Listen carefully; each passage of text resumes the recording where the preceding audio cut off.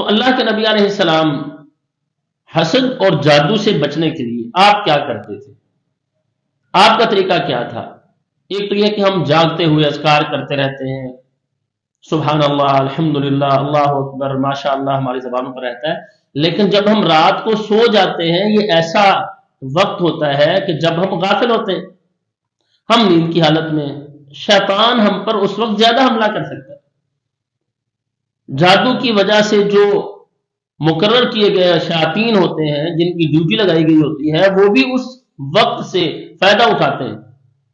तो नबी अलैहिस्सलाम का तरीका क्या था? आप अलैहिस्सलाम रात जब इंसान अमूमन नींद में चला जाता है और उसे कोई पता नहीं होता दुनिया का, उस बारे में अल्लाह के नबी अलैहिस्सलाम ने जो तरीका बताया है और आप वो किया करते थे, उम्मत को तरीका बताया है कि उस कैफियत में क्या करना है, आपने अमल करके बताया।